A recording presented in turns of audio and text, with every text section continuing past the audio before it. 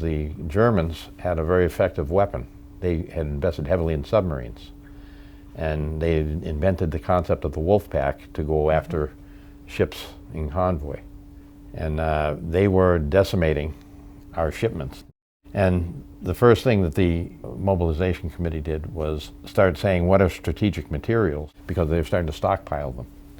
And first it was the rare metals. And rare metals were the heart of magnets, and magnets were the heart of loudspeakers. But Brush Development Company was developing a loudspeaker that used Rochelle salt, not magnets.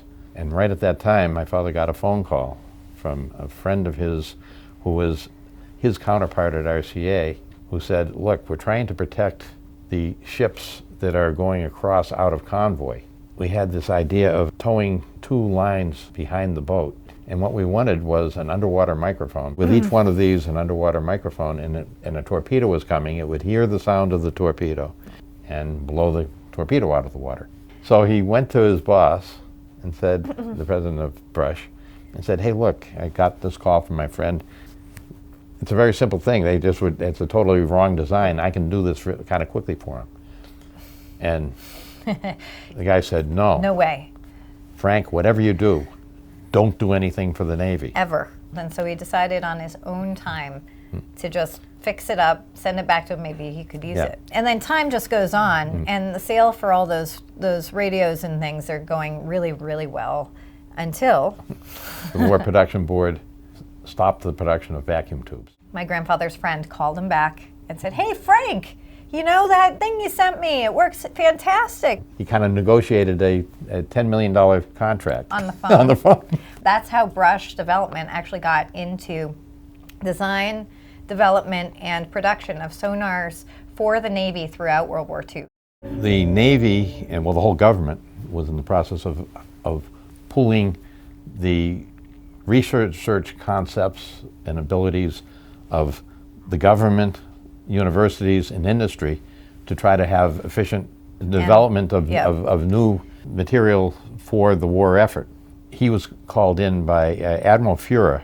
He called together a group of the top Navy scientists and put into production on the order of 150 different types of transducers. 150 different types of sonar transducers. As soon as a new thing came out, the Nazis would have a countermeasure, and they'd have to redesign.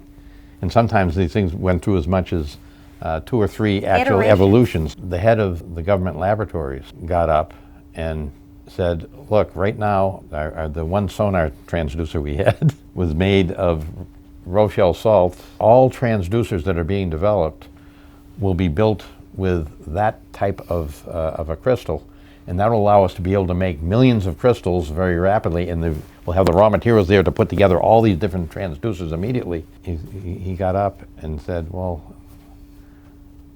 Admiral, I don't think that's a very good idea, because you'll be tying the hands of the designers.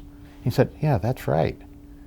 And he said, look, I'm setting up a subcommittee which is going to be in charge of new sonar development, and you're in charge of it. They had competent people, and they would tell them, do something. And they might ask 3 different people to do the same thing. And they'd be able to get into production real quickly, and that's how they were able to develop 150 transducers and get them all into production. They had a refugee from Europe. He happened to be a crystallographer when he was in Europe.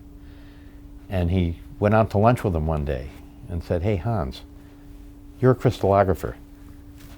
This Rochelle salt stuff is lousy.